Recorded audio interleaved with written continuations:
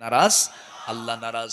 Wine আমারাকা, এমনকি তোমার বাপ মা যদি তোমাকে বাড়ি থেকে বের করেও দেয়, সম্পদ থেকে মাহরুম করে দেয়, সে গুনাহগার হতে পারে, কিন্তু তোমার মুখ থেকে অযাচিত অভদ্রজনিত কোনো অসৎ আচরণ, কোনো অসৎ কোনো কথা, বাজে কোনো কথা তুমি বের করতে পারবে? আসতে কয়, বের করতে পারবে না। বাপ মার বিচার করার ক্ষমতা পৃথিবীর কোনো সন্তানের থাকতে পারে না। কিন্তু দুঃখজনক হলেও সত্য, আমার দেশে অনেক সন্তান আছে বাপ মাকে সেবা তো দূরের কথা, ভাতটা পর্যন্ত দেয় না। ফুলবাড়িতে নাই। ফুলবাড়িতে যদি থাকে তাহলে ফুলবাড়ি নাম দেব না, দেব জাহান্নামের বাড়ি। কিসের বাড়ি বলেন? যে বাড়ির নাম ফুলবাড়ি হয় সেই বাড়িতে যদি বাপ মা ভাত না পায়, সেটা কি ফুলবাড়ি না জাহান্নামের বাড়ি? প্রথম খরচ আব্বা আম্মার জন্য করতে হবে, আল্লাহ কবুল করুন। বেতন পেয়ে প্রথম বাজেট করতে হবে কার? আব্বা আম্মার বাজেট। যুবকরা রাগ করতেছো নাকি? রাগ করতেছো? আবার মাদের ভিতরেও কিছু ভুল আছে, ছেলে বউয়ের সঙ্গে লাগে নাকি?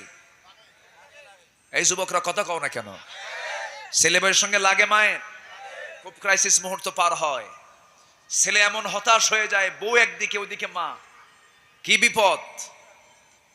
অনেকেই প্রশ্ন করেন, এটা একটা চরম সংকট। কিন্তু আমি মাদেরকে বলবো, দেখেন না, মায়েরা নিজের মেয়ের ক্ষেত্রে একরকম আর অন্যের মেয়ের ক্ষেত্রে একটু ভিন্ন রকম। নিজের মেয়েকে বিয়ে দিছে, বলে আমার মেয়ে খুব সুখী, আমার মেয়ের জামাইটা এত ভালো, এত এত ভালো, সে আমার মেয়েকে কি সুন্দর মোহাব্বত করে ভালোবাসে, এমনকি আমার মেয়ের কাপড় চোপড়ও ধুয়ে দেয়, রান্না বান্নাও করে দেয়, খুব ভালো, আমার জামাইটা খুব ভালো, আমার মেয়ের কথা শুনে আমার মেয়ের কথায় ওঠা বসা করে, কি সুন্দর জামাই আমি পাইছি। কিন্তু আমার ছেলে মানুষ হলো না, খালি বইয়ের কথা শোনে। কি কথা কি বুঝতেছেন আপনারা? তাহলে এক মুখে কয় কথা হলো বলেন তো? এক মুখে কয় কথা হলো? দুই কথা। এগুলো বাদ দিতে হবে। আর যারা যুবকরা বিয়ে করেছো তাদেরকে বলবো, নতুন বিয়ে করেছো, মা আছে, বউ আছে, সুন্দর করে দুজনকে ম্যানেজ করতে হবে। মাকে বোঝাতে হবে একরকম, বউকে বোঝাতে হবে আরেক রকম। বউকে আবার মাঝে মাঝে একটু হুমকি দিয়ে বলতে হবে, শোনো বউ তো খুঁজে পাওয়া যায়, তুমি নাই, আরেকটা রিপ্লেস করা যাবে, কিন্তু মা তো রিপ্লেস করা সম্ভব না, অতএব মা তো একটাই থাকে, তুমি এখন চিন্তা করে দেখো এখন কি করা যায়। কি কথা কি বুঝতেছেন আপনারা? একটু চিন্তা ভাবনা করে স্ত্রীর সঙ্গে কথা বলতে হবে, মাকে ম্যানেজ করতে হবে। তবুও মার সঙ্গে কখনো নাফরমানি করা যাবে না। এটা কার বিধান? ওয়াবুদুল্লাহ ওয়ালা তুশরিকু বিহি শাইআন ওয়া বিল ওয়ালিদাইনি ইহসানা। এরপর আল্লাহ তাআলা বান্দার হকের কথা বলছেন, এতিমের হক।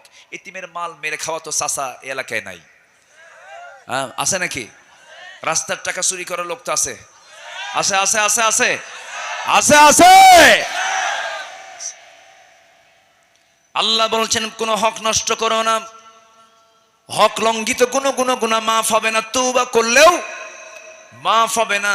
হক লঙ্ঘিত কোনো গুনাহ করতে পারবে না। তুমি কাউকে গালি দিয়েছো, তার কাছে সরি না বলা পর্যন্ত তোমার গুনাহ মাফ হবে না। তুমি কারো সম্পদ মেরে খেয়েছো, তার হাতে সম্পদ ফেরত না দেওয়া পর্যন্ত তোমার তওবা কবুল হবে না। এই জন্য হক লঙ্ঘিত কোনো গুনাহ করব না।